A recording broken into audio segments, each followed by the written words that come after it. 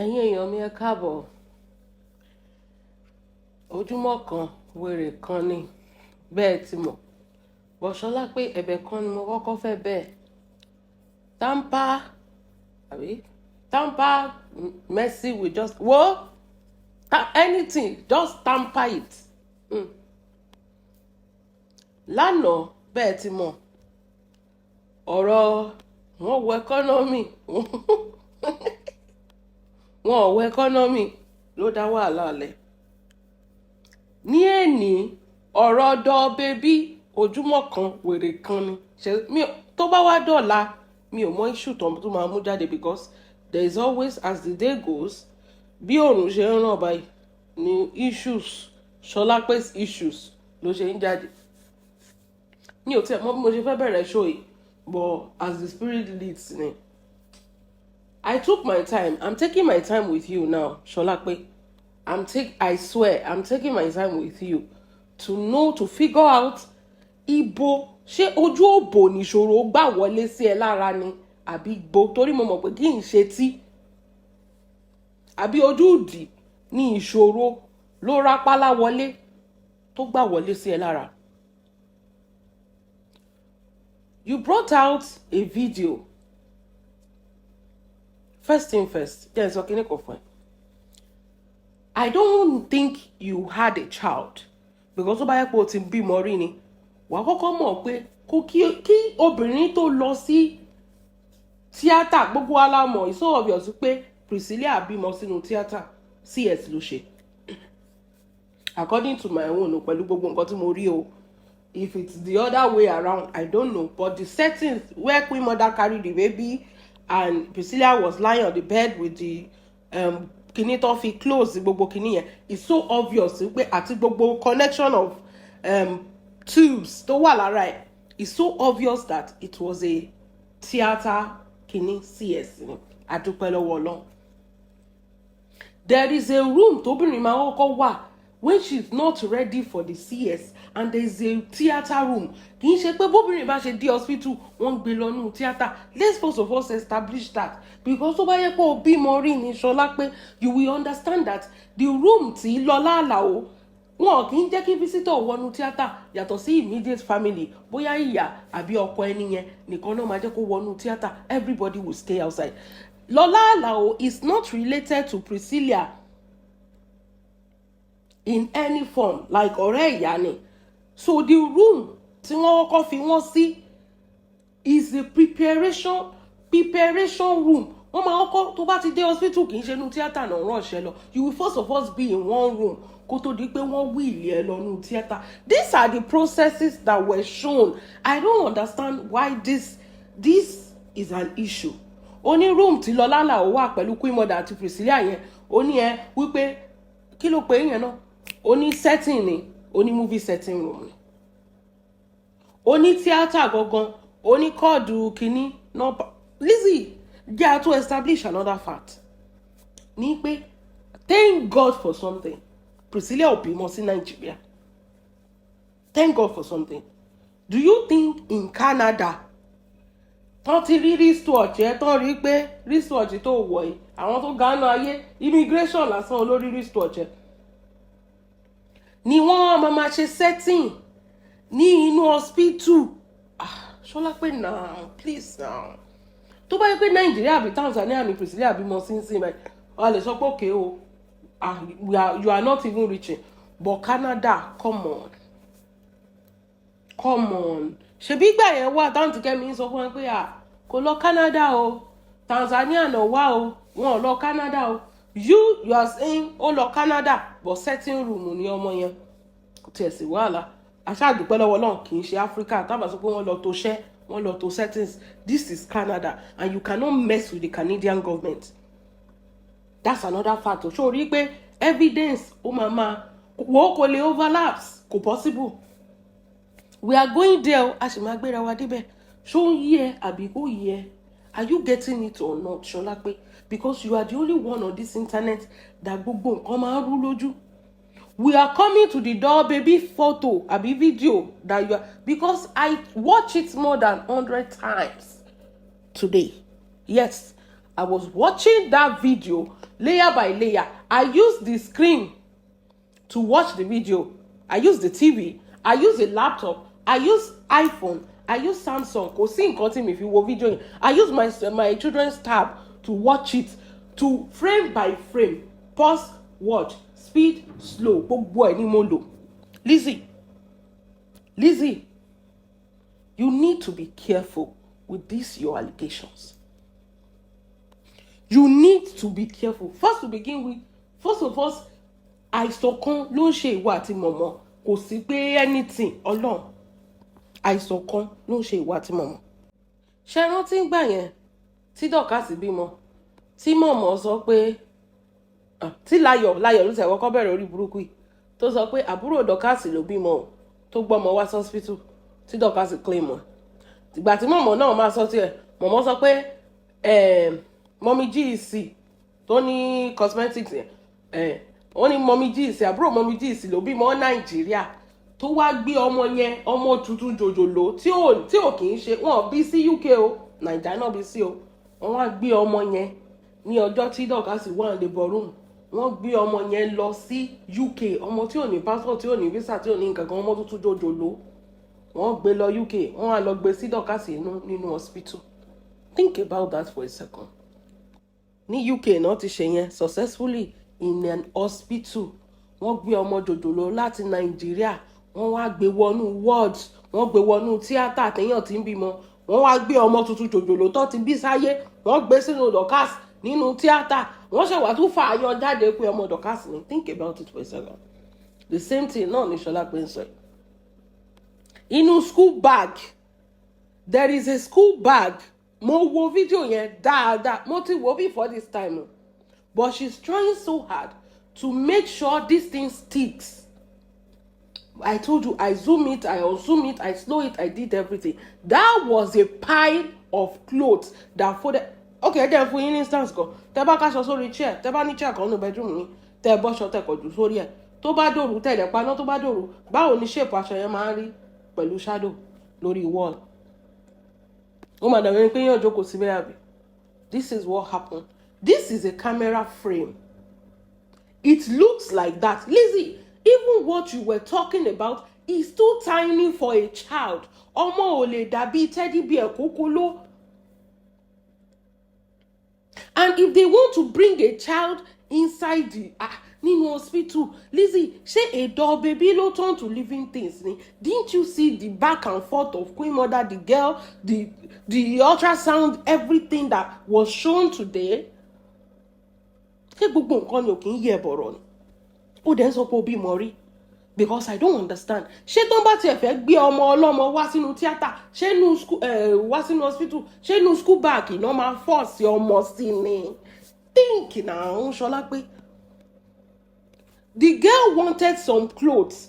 The mother was removing the clothes from the school bag. From the school bag. Nothing you are sure. As at that time, Priscilla ò tí wọnú theater. That is the room tó máa kọ́kọ́ wà tó ti lè gba visitor kó tó di pé wọnú theater kan wílẹ̀ lọ́nú theater. She was still pregnant. You can even see this They were all using face masks. Inside that school bag, gbogbo nǹkan tó ti gbogbo ẹrù Priscilla, bóyá ó ní ìdí aṣọ, bóyá ó ní ìdí gbá, ó ní ìdí àwo, àbó fẹ́ chain, àbó fẹ́ wẹ̀, àbó fẹ́ ṣe kinní, àwọn aṣọ yẹn ló wà nínú bag tí ìyá ẹ̀ mú síta. Lizzie, okay, jẹ́ wọ́n sọ kinní kan fún ẹ. Tó bá gba gbogbo nǹkan, gba eléyìí. Tó bá jẹ́ pé wọ́n fẹ́ sneak ìdọ̀ bèbí, ṣé wọ́n á tún ṣe é lórí kámẹ́rà? Ṣèbí wọ́n ti parí ẹ̀ kan tó ṣe fídíò. Think about it for a second. Do you think that must even gan ṣe bí recorded video nìyẹn? They were doing a selfie video. Tó bá jẹ́ pé kíní yẹn fẹ́ ṣẹlẹ̀ lóòótọ́, they want to sneak somebody. Ọ̀rẹ́, ó ti lè capture kíní yẹn nù kíní o. Ó yá delete video yẹn. A máa wá túnṣe.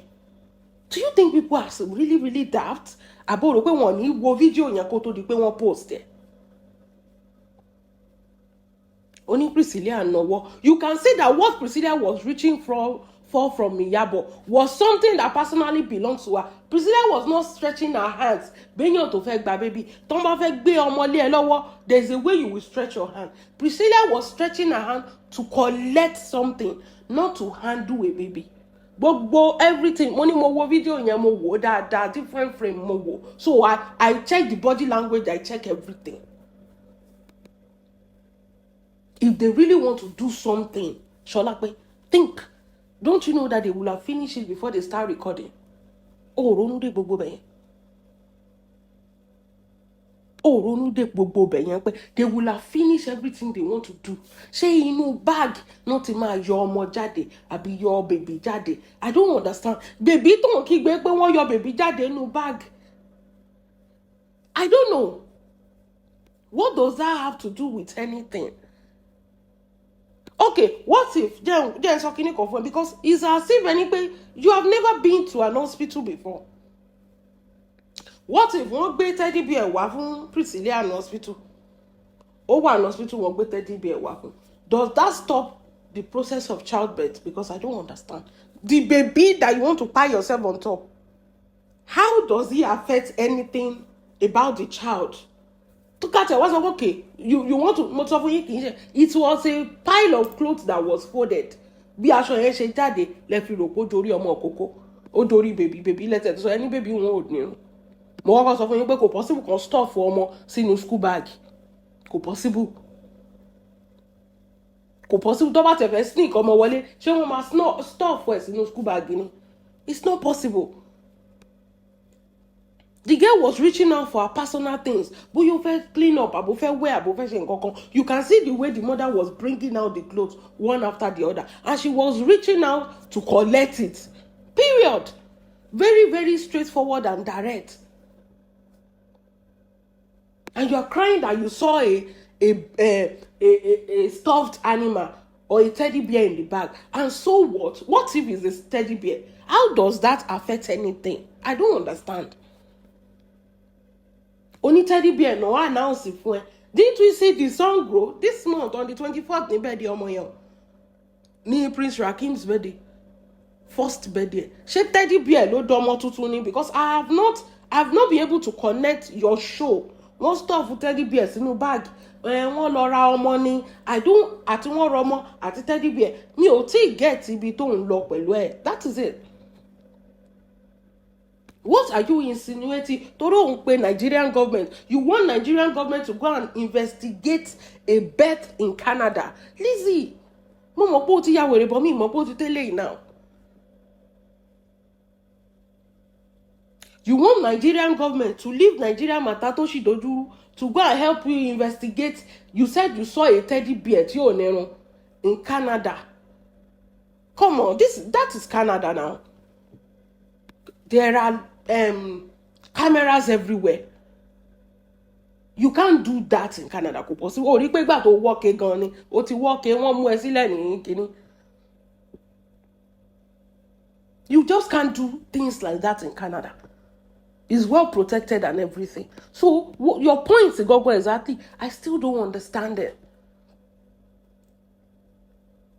Àti baby o, àti wọ́n rọmọ o, àti Priscilla ṣe menstruate o, ó máa rí menstruation gbogbo gbà ni o. I still don't understand your point. You saw a child, you don't see a child. Torí olórí burúkú ẹ̀ náà ni ó yẹ ká ti rí photo Prince Rakim.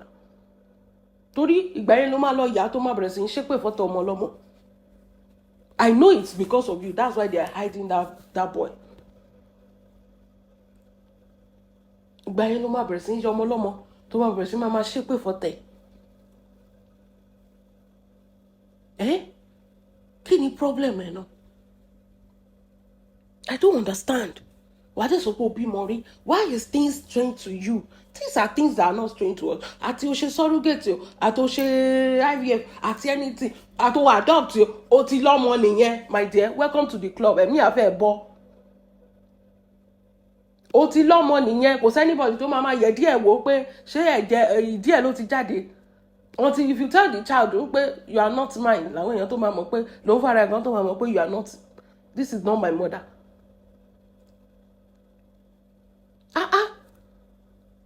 Kí ni problem ẹ?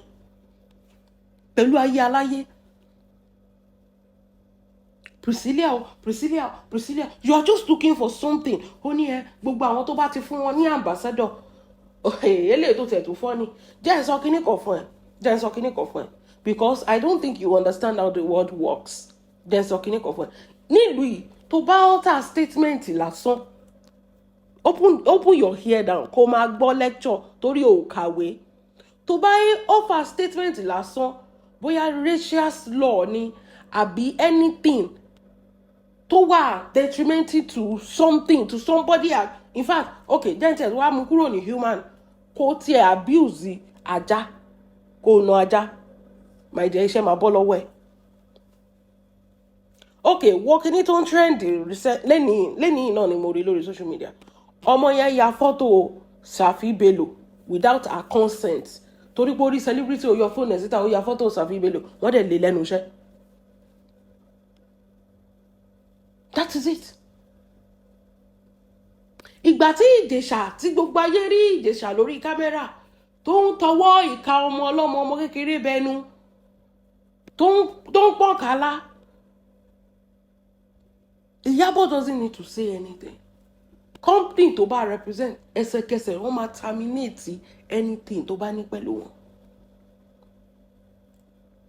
Company tó bá represent will terminate. Mo fún any instance ni ọmọ yẹn ya photo kíní Safi Bello without Safi Bello's consent. She's even saying that she did not know that taking picture of a celebrity without their consent is a crime. It is.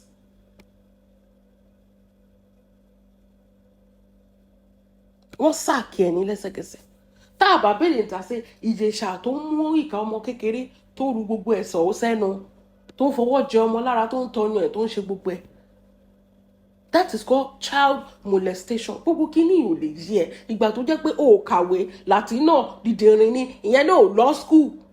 That is why you are strange to you. Wọ́n fẹ́ mú yàn wá lẹ́ni lójú ẹ̀. It's not that. Nǹkan tó ṣe ló ń jábọ̀ fún wọn.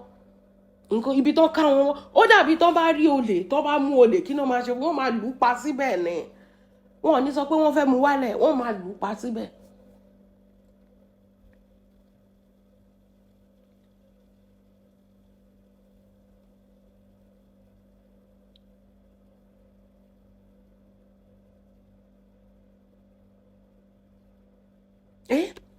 We have to be explaining to you how the world works.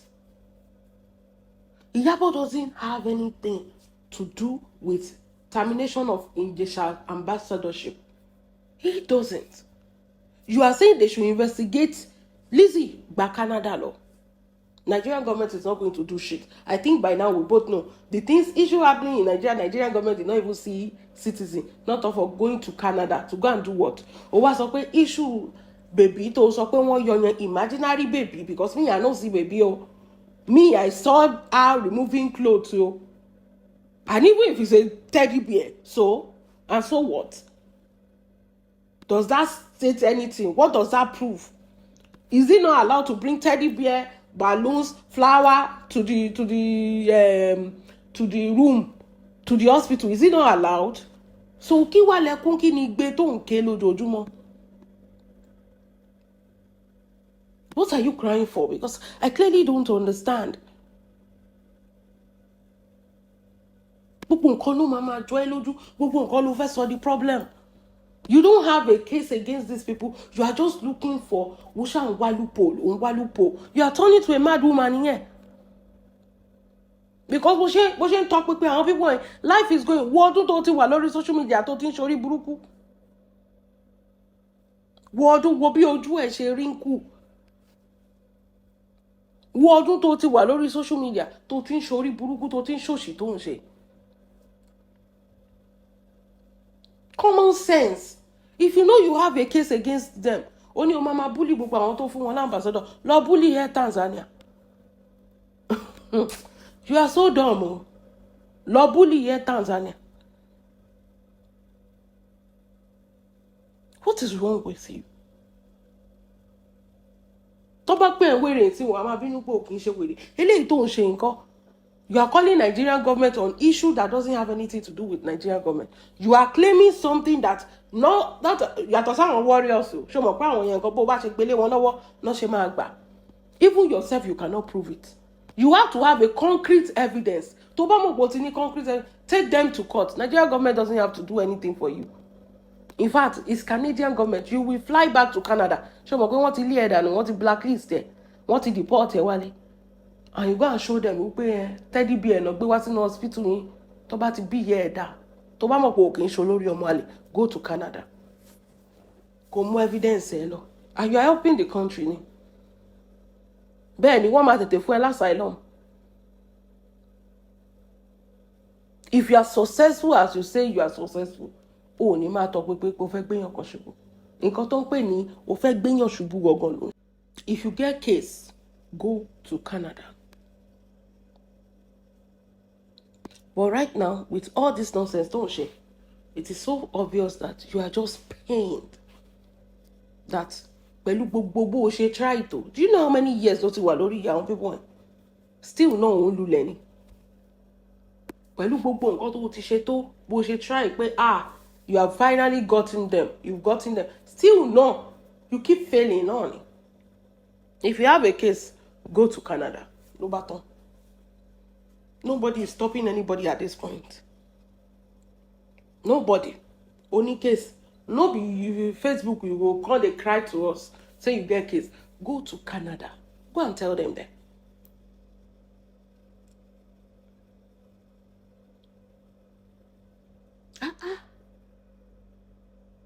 Hey. Dear. Oti the Nigerian police, Google police. Oh, pé Mark Zuckerberg. Kó lọ bá investigate. Àbí kó pé bọ̀dá láti. Kò kú níṣẹ́ tó ń ṣe.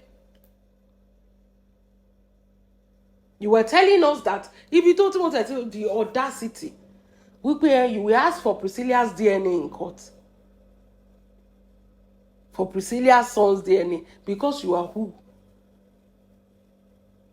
Torí pé o jẹ́ ta ni. Wọ́n wá ṣe wọ́n wá fún ẹ because you are who? Mi ò kí mọ̀ bí tó máa ń gbé rẹ sí.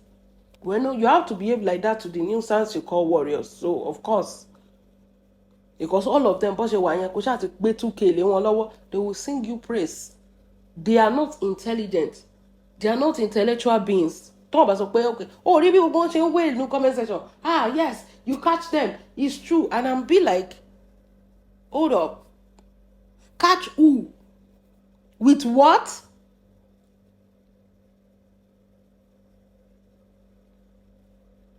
With killing, which evidence?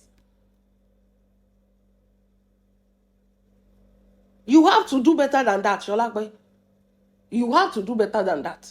Priscilla Obimo, give us a proof. Èèyàn tó sọ pé, Solape àmọ́ ẹ̀ náà.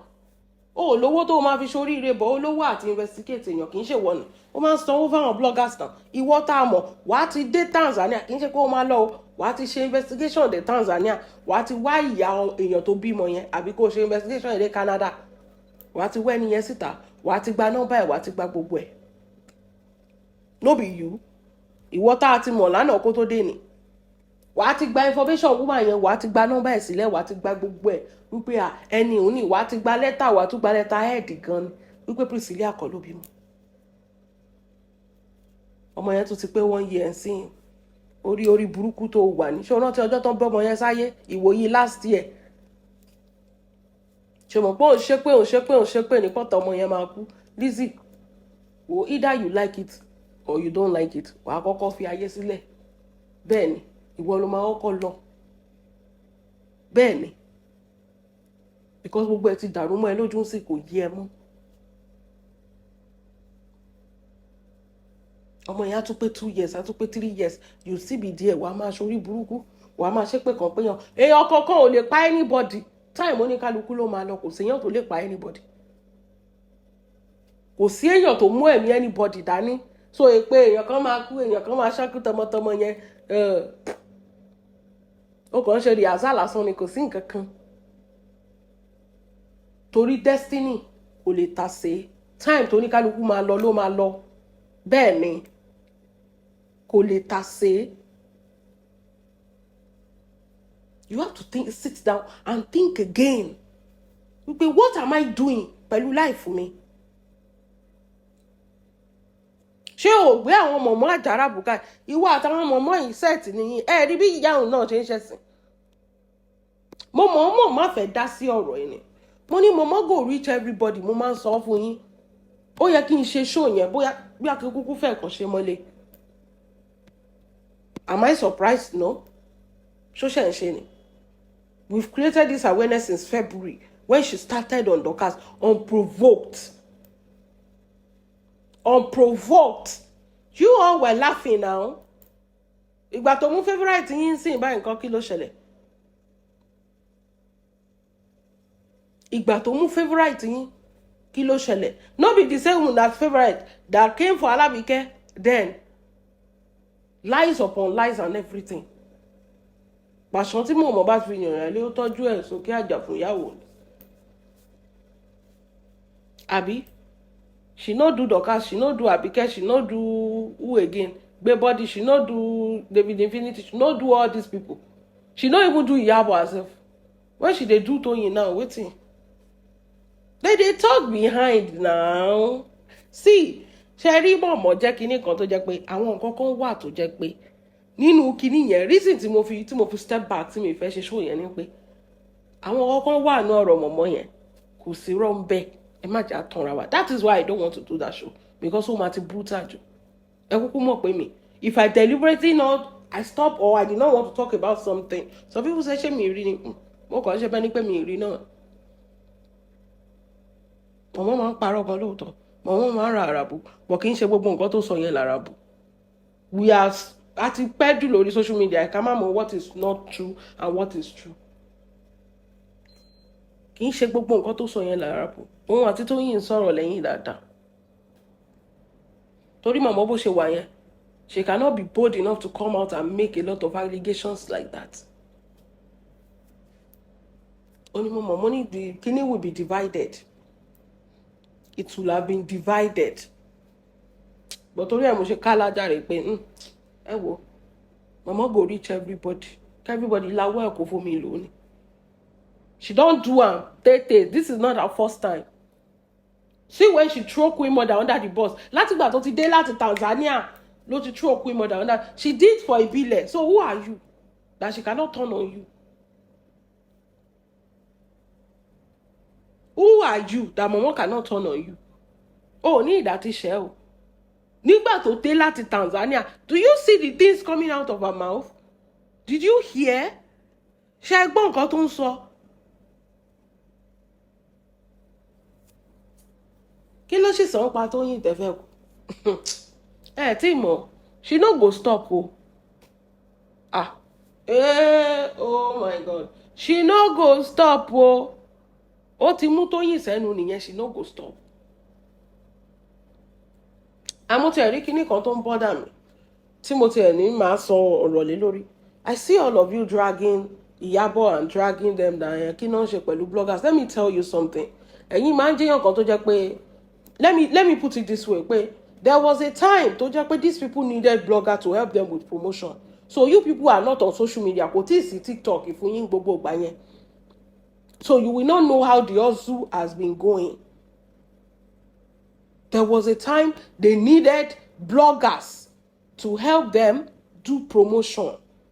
So it's not like they go and meet blogger the way Beshen portray pé kí ló lọ ṣe lọ́dọ̀ blogger. It's not like they went to go and meet blogger for wọ́n fẹ́ máa ṣàbòsí. No, it was purely for work.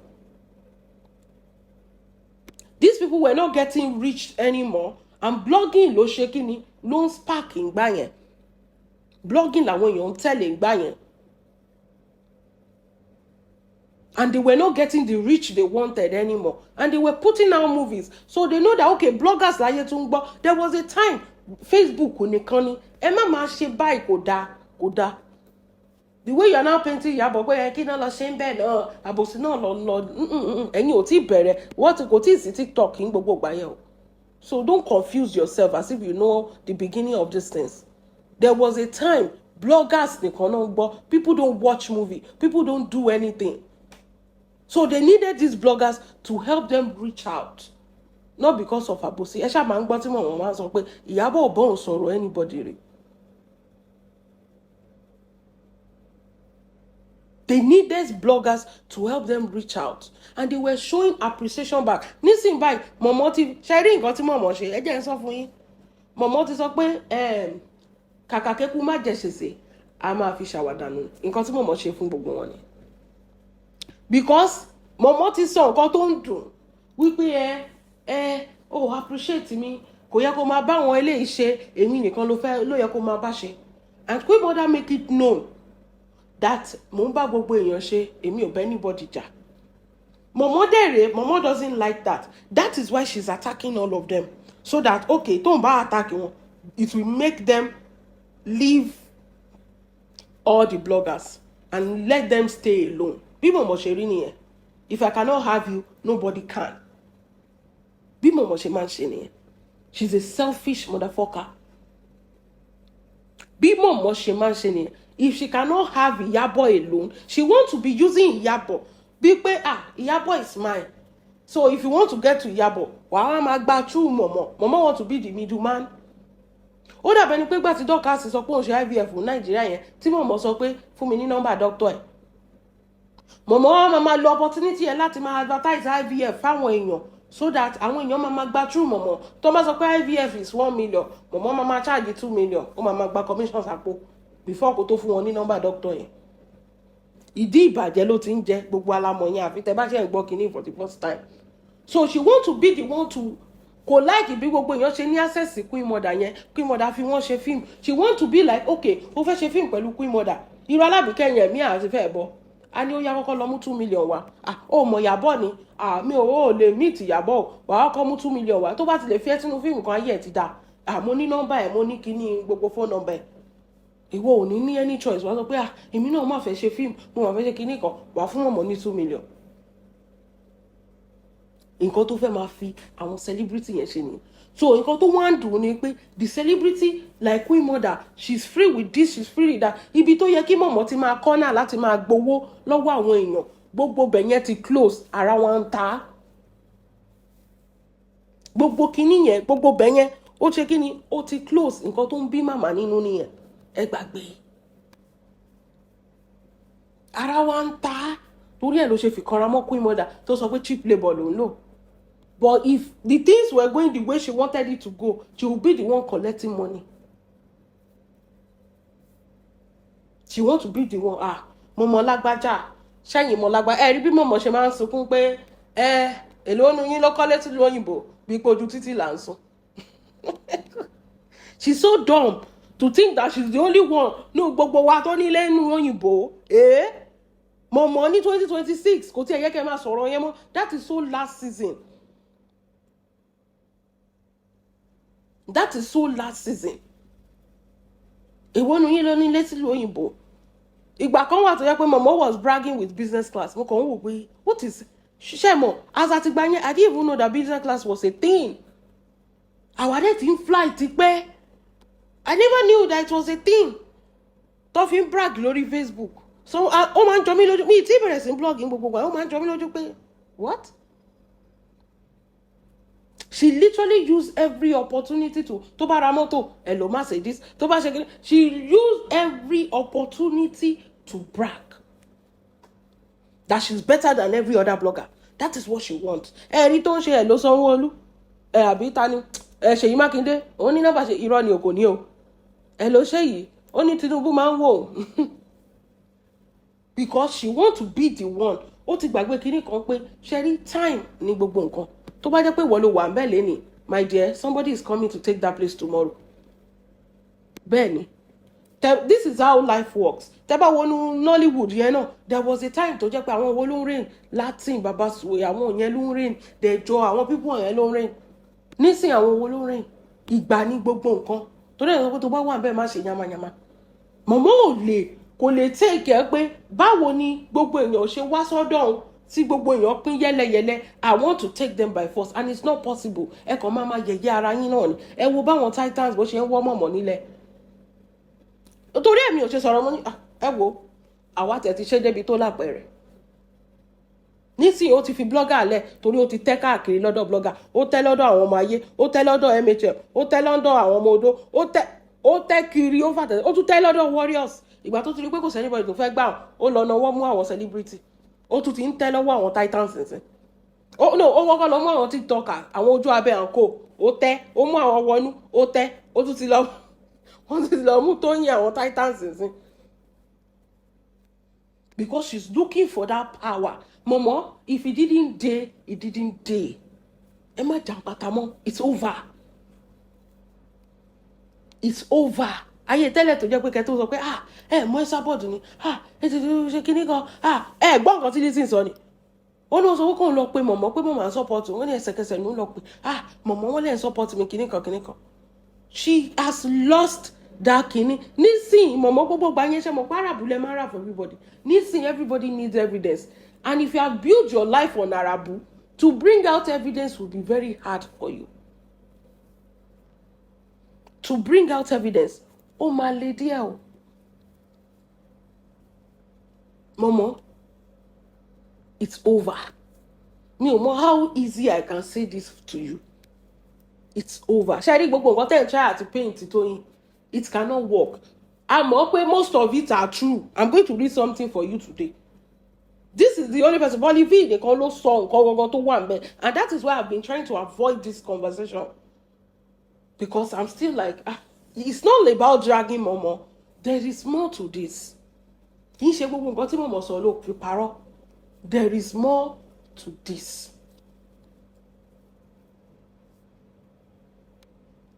But, okay, again, Kafuni. Again, go chip in, Kato continue. If you notice something, all this Yoruba celebrity, everybody on social media generally, ojú tó fi wá wo Momo ni àgbàlagbà ni, because as a Yoruba, we never thought that àgbàlagbà lè máa ṣe bí èèyàn tó ní skoin ṣe ti understand. Bó ṣe kọ́ wa ni pé àgbàlagbà lẹ́ni, anything she says goes. So Momo has been getting away with a lot of things just because ó dàgbàlagbà. But now we are fact-checking everything. We are fact-checking everything. That is why it's so difficult for Momo to make it again. Because we know it's a lie. She lied on Dorcas. Lied that Dorcas Kolobimo. She lied on Ibile. Ibile Apanyo, only evidence they Niko Bejade. She lied that she gave Dorcas a lawyer. She gave Dorcas a lawyer and she paid 5 million. They Niko the evidence Mujade. So part of the things you're saying about Tony is true. Because the conversation, you can know what Tony will say, of course. But Kinche Bubelo true. She has started this. She has started it from there. Then she's going to continue. Of course, Momo will feel it just like that. Because Momo is hungry. There's no show to do. So she needs to lie on somebody. Because everybody has realized that this is who this woman is. And everybody to back away. But if you still go there thinking that Gbalagbani, let her advise me. Let her mistake to Toyin ti ṣe ni ó ti gbé tí Momo lọ́wọ́ pé Iyabo blocked me. Kò yẹ kí Toyin sọ̀rọ̀ ọ̀rọ̀ yẹn àtọ̀. Mistake tó ṣe nìyẹn. But lójú ti Toyin kò ṣe out of spite o. Àbí ó dẹ̀ ṣe out of spite, whatever, I don't care.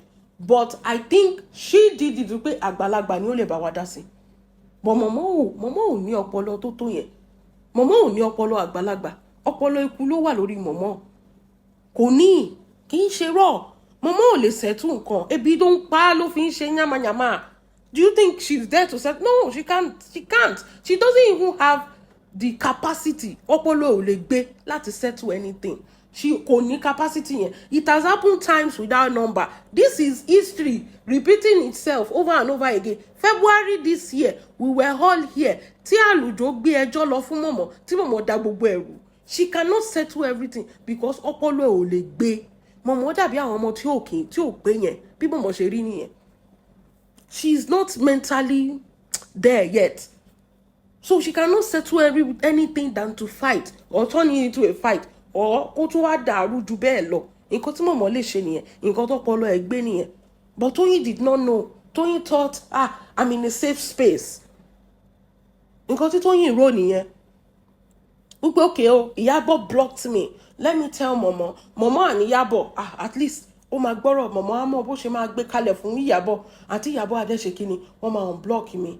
Then everything will be settled. But ibo ni Momo ti fẹ́ rí sense láti ṣe irú nǹkan bẹ́ẹ̀ yẹn. Ṣó fẹ́ jí ni? ẹ jẹ́ ká update Bollywood fún yín. Only to everybody shouting Esalaya is lying. Esalaya is lying. Which one is a lie? Only èwo ló jẹ́ irọ́. Ṣé ń gbọ́ mi sìn? I agree she's known to be a liar. Àmọ́ pé onírọ́ ni. Ẹ jẹ́ máa sọ lóyìnbó kí máa sọ ní Yorùbá. Eléyìí bá lè sọ ni o. Lórí issue tó wà ńlẹ̀ yìí, èwo ló jẹ́ irọ́? Ṣé ti understand it? The way Esabod painted Toyin, she painted her as if pé Toyin wá máa ń download gbogbo nǹkan tó ṣẹlẹ̀ sóhun.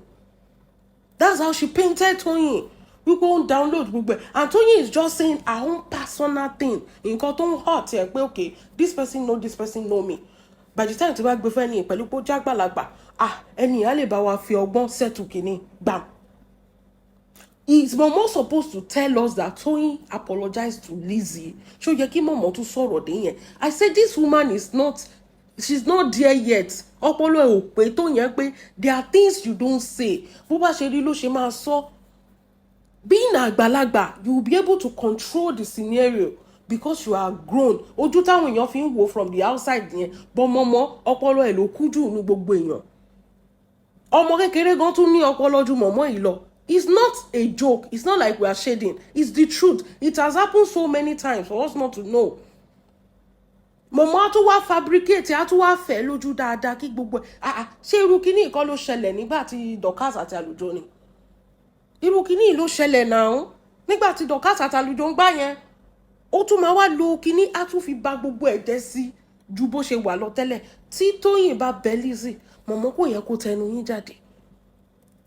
Kò yẹ kó tẹnu yín jáde tó bá yẹ pé àgbàlagbà lóòótọ́ ni yín ẹ̀dẹ̀ mọ nǹkan tẹ́ ẹ̀ ṣe. Ẹ máa gbọ́ wọ́n ní which one is a lie? Is it a lie that Toyin called her? Pé ṣé irọ́ ni Toyin pé? Toyin called Momo, obviously. Toyin called Momo because Toyin thought this is a grown-up woman. She's matured. She's older than me. She's like a mother. Ojú tí gbogbo èèyàn fi ń wò pé téèyàn bá ti lè dàgbà o, bí ẹgbẹ́ ìyá ẹ̀ ni o, ẹgbẹ́ kinní kan ni o, àgbàlagbà, you have to. This is how we are being trained. I didn't blame Toyin. Toyin feels like, a lot of them too feels like, tí bá lè báyà lágbájá sọ, kò sí wàhálà, this person, she's my person. Ṣebí few months ago ni Momo jáde tó ń sọ pé Ọlọ́run àsìkò Toyin yọ lọ́wọ́ Iyabo tó bẹ̀rẹ̀ sí ń píìkì Iyabo against Toyin.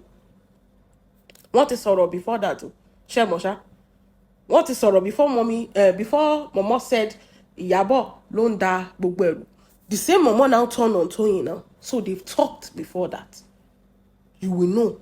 You will think Momo was supporting Toyin. Ṣé bó sọ? Only they all thought I was supporting. Pé ẹ̀rọ pé mo ń support Toyin. Mo kàn fẹ́ fi ṣe kíni. Mo kàn fẹ́ fi poke Iyabo ni. Queen mother, God bless you. Ó ti ká, kò tiẹ̀ rárá dáhùn.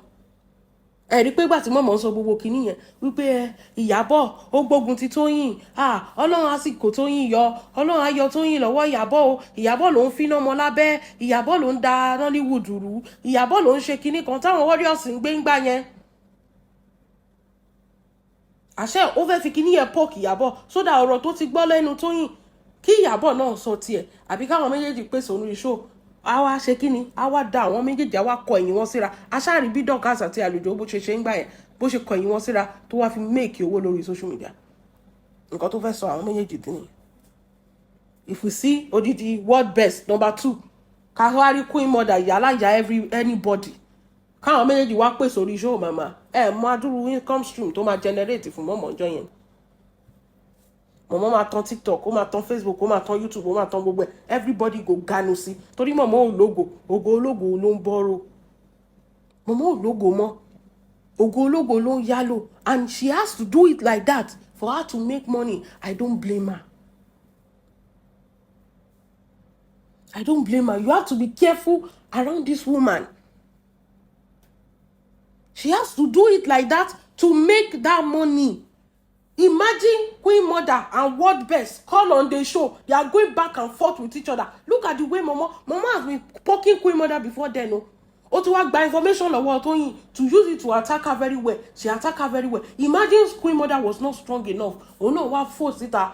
Ó bẹ̀rẹ̀ sí calling. Toyin náà máa calling. Momo máa tán gbogbo social media. Orí show ẹ̀ ló máa jẹ́. Bí Àlùjọ àti Dorcas ṣe calling gbá yẹn tí gbogbo ẹ̀ di woro sí woro tí gbogbo ẹ̀ dàrú. For days, they were going back and forth on Dorcas. Everybody joining. They were all happy. Everybody was streaming. My mom made a lot of money. This is the same. Now imagine that on a bigger scale with celebrity level. Nǹkan tí mama máa jẹ for the rest till December. Ó ti ready nìyẹn. This is social media. Àwa ti pẹ́ ń bí báyìí ju ká má mọ nǹkan tó ń ṣẹlẹ̀ lọ. But Queen Mother ṣe kí ni? Torí mo sọ pé ṣe rí Queen Mother bó ṣe wà yẹn, ó gbóná àjèrè ni. Ó ti rí gbogbo kíní, ó ti rí gbogbo game tí mọ̀mọ́ ń ṣe. Kí ló ṣẹlẹ̀? Ó dẹ̀ra pull back. Ó dẹ̀ra ìgbà tí mọ̀mọ́ rí pé nǹkan tóun fẹ́ achieve òun ò lè achieve ẹ̀. Ṣiṣẹ́ kíni? She reverse it on Toyin pé at least òun ò lè pàdánù ọ̀nà méjì. Ó yá ìwọ tó wá fún mi ní information, ìwọ ni mo wá fi máa ṣe kíni ṣe scapegoat. That is what she's doing. That is what she's doing right now. That is why I'm not even interested in. Ó dá ẹ̀yin Titans ẹ kó fún dáadáa. Àwọn orí Facebook ti kó fún, àwọn TikTok ti kó fún. Ẹ̀yin Titans ẹ wọ túrútú. Ẹ wọ bàjẹ́. You are giving the permission. She came for your world best. Ẹ jẹ́ àwọ̀ nǹkan tẹ́ lè dá lára. Ó lóun béèrè lọ́wọ́ Tóyìn pé àwọn Titans nǹkan pé Tóyìn sọ pé òun ti Tóyìn okay, let me tell you something. Àwọn BIFs wá, àwọn Babs wá tí Nicki Minaj, àwọn kọ́ ló create it. These are fans love. These are fans love. Mama, do you know that I'm a Titan? Do you know that? I used to tell you pé mo máa ń fáwọn àbúrò mi lówó every December kán lọ wo fíìmù Tóyìn. Yes, I'm a Titan. Why did I step away? Because mo fẹ́ wo àwọn tó fẹ́ gbèjà Tóyìn. And boy, they don't disappoint. Mo rí ibi tán ti ń fọ́ kinní mọ́ mọ̀mọ́ lórí.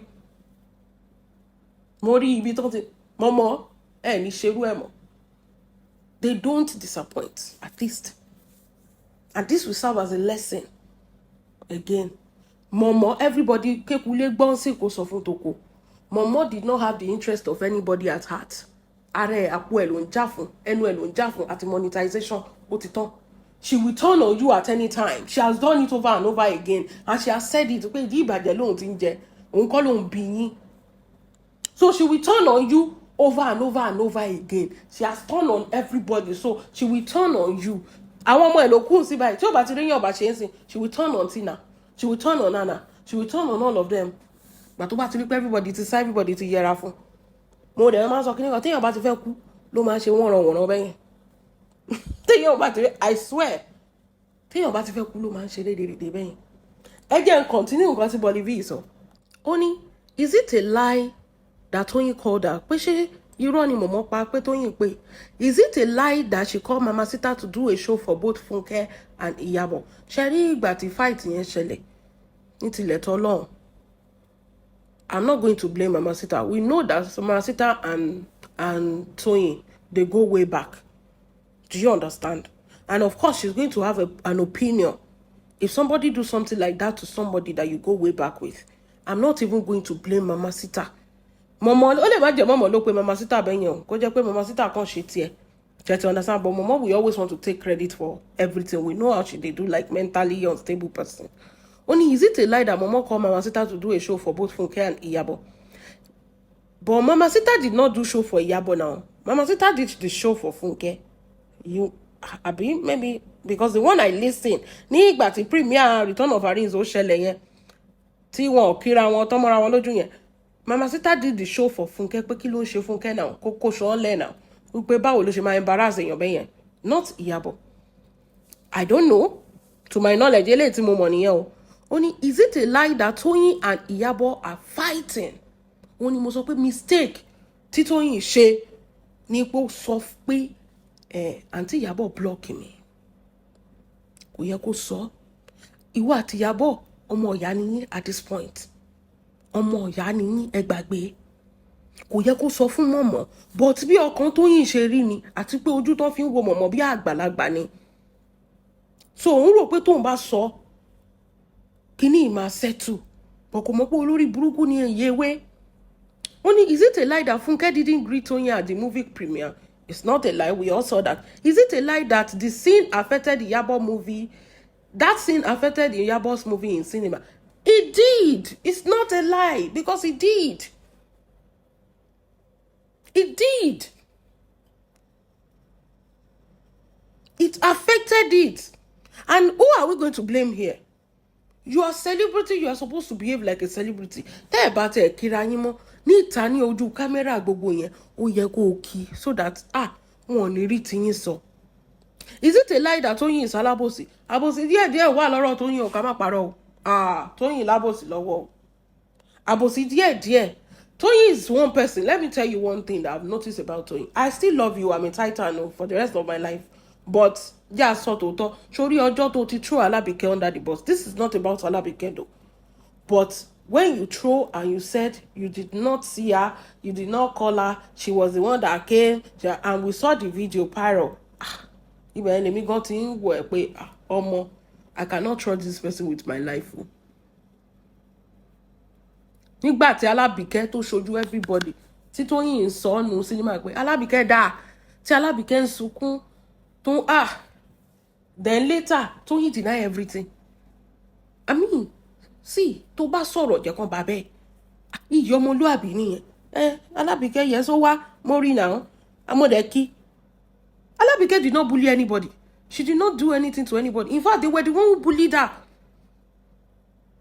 Alabike went to cinema. They were the one to support you. And you saw that. Even prior to the release of that movie, Lotinya announced pé ẹjọ́ mo fẹ́ lọ support Aunty Toyin o, ẹjọ́ ẹ fún wa ní owó. Táwọn èèyàn tún fún ní owó. She even picked the people and they went ahead and do it. She can pocket the money. She bought the ticket and she went with the people and they were there, and she even cried that the storyline is very, very interesting, and she even tear up and she saw you. See, I have never seen that kind of, thing before in my life, Toyin. I have never seen that kind of throw somebody under the bus. Me really like me team Mafiku, because I cannot believe that. In yellow shock me. I was dumbfounded. Toyin is coming to settle it. They were the one who bullied Alabike. It wasn't the other way around. And Toyin came, she denied the girl. Hey, I look at myself. Ni ori show done. And Toyin came and she denied everything. Now Toyin entered their inbox, go they beg them for the warrior team, them. Go they explain, go they message. At the end of the day, one bodu ye but she has lost the love. Mo nǹkan tó ti ṣe tó ti fi hot èèyàn. Ọjọ́ yẹn mo ti mọ̀ pé ọmọbìnrin sá fún. Tálábìkẹ́ yẹn ni o. Ìyẹn lásán. Ìjọ́ yẹn mo ti mọ̀ pé ọmọbìnrin. You don't need to prove to everybody or anybody. You don't need to tell. We all saw what you did. You saw how you hug her. She came to watch your movie. Anybody any explanation? Bẹ́ẹ̀ni, àwọn tó lọ ń bẹ̀ tó fẹ́ ṣe ojú ayé pẹ̀lú ẹ. What did they do? Did they support you in any way? Did they help you? She once she threw her under the bus, none. Did anybody any explanation? Sure, yes, I saw her because she came, I hugged her, and we are all fine. Anything that happened next, I don't know. I'm not interested. Bam! Kokuro lórí ẹ. Come on, ọmọlúàbí ni kó sọ̀rọ̀ kan bá bẹ́ẹ̀ ká dẹ̀. Àti rí evidence kó tó di pé ó sọ̀rọ̀. And you are denying everything right in front of us. Ibẹ̀ mo ti rí pé, ọmọbìnrin èṣù gbèlèké ni. Mora ṣe kí ni mora sún sẹ́yìn lẹ́yìn ká máa support fún fíìmù ẹ látòkèèrè kì í ṣèyàn tí yàn súnmọ́.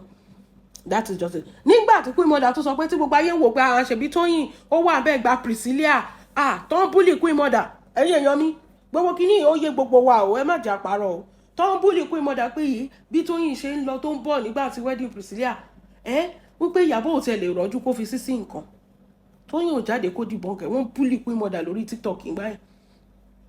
Èmi gan wò pé Queen Mother báwo ló ṣe lè fi Toyin sí nǹkan ọ̀n ti gba tí premier àṣẹlẹ̀ tí Queen Mother sọ pé àwọn ọ́fíìsì òun ni ò turn up bam so mo wá sọ pé gbogbo ìgbà tó ti ń bully Queen Mother yóò tẹ̀ lè sọ̀rọ̀ pé they invited me but I did not turn up but you went ahead to tell Momo pé o pé Queen Mother kó fẹ́ wà ní fíìmù yẹn pé wọ́n sọ pé o ti kú ní part 1 yànyàn wà ṣeré ọmọ sórí ìwọ ní oníwàlẹ̀ bó ṣe dáa tó sórí nǹkan tó bẹ̀yìn ajá jẹ́ nìyẹn Toyin bó ṣe dáa àbòsí ló bẹ̀yìn ajá jẹ́. You want to be the person that mama sọ pé she's good, she's nice, but see behind the mask tó bá ṣí mask yẹn Jésù sórí ó better carry ẹ for who you are than for you to be hiding and be pretending. That is one thing I hate most in my life. pretenders. I'm a good girl, I'm kind, No, you are not. You are good when there's camera. You are not good when there's no camera. Ìyàtọ̀ tó wà ńbẹ̀ nìyẹn. Ìjọ yẹn mo ti mọ̀ pé okay. See, it's a two different story now. Wọ́n pè ẹ́ o ò ṣe, wọ́n pe Fúnkẹ́, wọ́n pe Mercy, they are all there. But you pull out. But ọ̀tọ̀ nìkan tó lọ sọ fún mọ̀mọ́. A lè sọ pé mọ̀mọ́ parọ́ náà. At least ìwọ ló lọ rojọ́ náà. Oh, rojọ́ pé Iyabo block ẹ̀ ni. Ṣó yẹ kó sọ ọmọ ọ̀rọ̀. Ṣó bá ṣe kó fẹ́ throw Iyabo under the bus. Oh, rojọ́ pé Iyabo àbọ̀ ọmọ náà lé ẹ̀ kó lọ bá. Kó lọ gbálẹ̀kùn mọ́ lórí pé àǹtí kí ló dé tẹ́ fi block mi. But ó lọ sọ fún mọ̀mọ́ tó wà thousands of miles away wípé Iyabo block ẹ̀. Ó dẹ̀ mọ̀ pé blogger ni mọ̀mọ́. Ẹ jẹ́ a máa kà lọ. Wọ́n ní ṣé rọ́ ni pé Tóyìn jálábòsí. Is it a lie that Tóyìn said Iyabo collected her godmother? Àwọn ọ̀rọ̀ kan wà kò yẹ kẹ́ sọ dé bẹ́yẹn. But as I said, I will give a little bit. When you are speaking to Momo, you will think that abiyamọ tòótọ́ ni. Àwọn ọ̀rọ̀ kọ̀ọ̀kan dẹ̀ wà kò yẹ kí Tóyìn sọ sára àtà. But torí pé Momo jẹ́ 65 àbí 60 kí ló pé yẹn náà. But she's just a 65-year-old fool. Only, is it a lie that Iyabo made Tóyìn movie over Sabi auntie? Is it a lie that Iyabo didn't block Tóyìn? Is it a lie that there was a group call of 4 people? Esalaya is a chronic liar, but on this issue, she's not lying. Nǹkan tó bá gbé fún mọ̀mọ́ ló máa gbé jáde. Nǹkan tẹ́ bá sọ fọ́fọ́, tẹ́ bá fún sínú fèrè, ní fèrè máa fún jáde. Let me judge it this way. Did Tóyìn overshare? Yes, she did. Is Tóyìn is alabosi? Yes, she is. Did Tóyìn think she's in a safe space? Yes, she thinks she's in a safe space.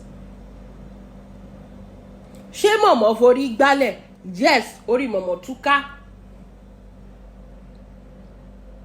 You know, when you àwọn ọ̀rọ̀ kan wà, let me tell you, even Tóyìn cannot tell her mom.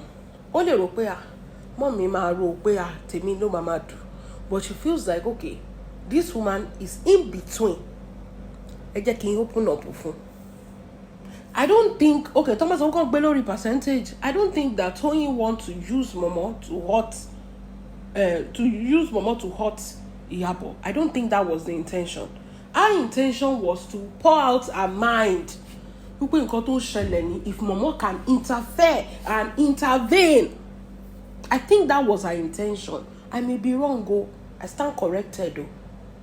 But to me, that is what I think her intention was. This woman can intervene, at least until Iyabo respects this woman. This woman is in between us.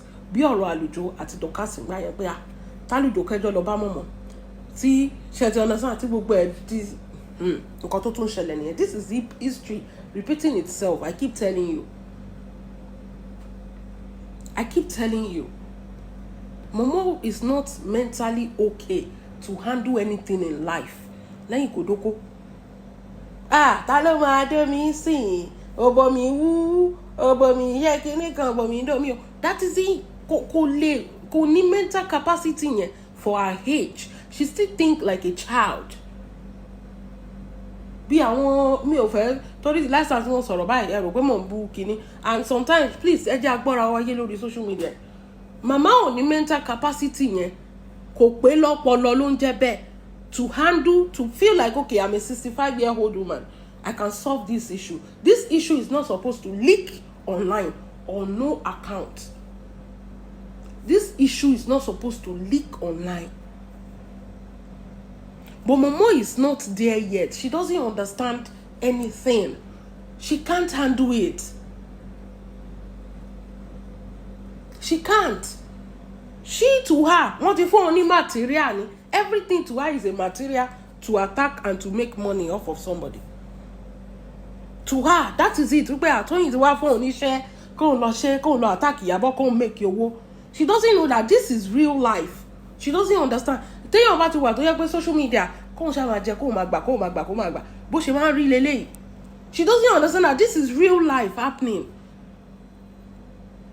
Kò understand kò yé.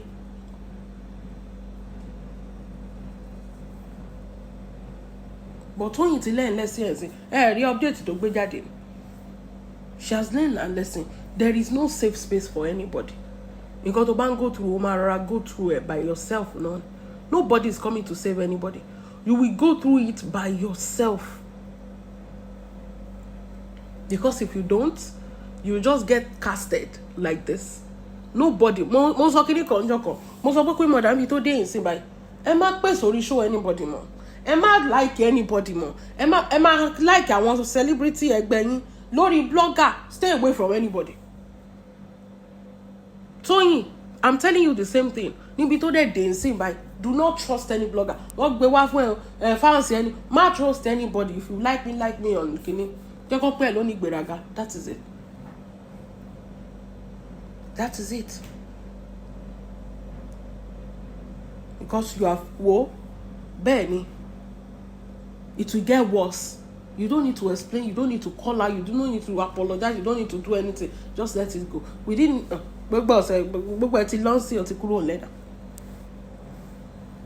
you did not do anything wrong. That is just it. You thought you were in a safe space. Gbogbo nǹkan tá à ń sọ láti jọ kí n gbọ́rọ̀ tiwa. Ẹ máa rò pé mọ̀mọ́ kan wà níbi kan mọ̀mọ́ nǹkan ló dojú tí yín ti báyìí bọ̀. It is well. Ìyẹn ti lọ nìyẹn, ó ti ṣẹlẹ̀, ó dẹ̀ ti lọ náà nìyẹn. Ó ti lọ, ó ti kọ́gbọ́n tiẹ̀ náà ni.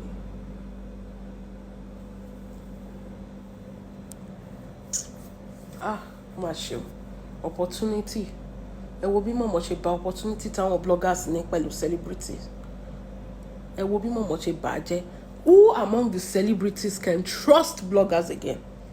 Well, no. Let us all maintain our relationship like that. What okere ni sing. Even me, I support it. If she has to be out like that, atokere ni sing by. They no dey for anybody. Kema kulo koma wobe. Because there are still these stupid bad eggs. Láàrin wa. Mọ̀mọ́ fẹ́ bà gbogbo ẹ̀jẹ̀ kó tó di pé ṣọ́nkú ni now.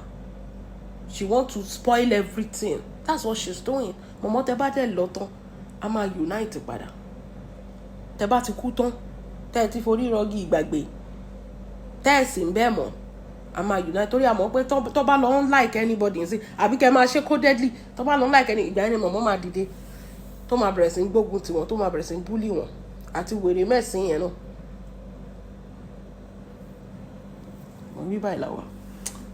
Thank you for joining me today. God bless you. Have a wonderful day.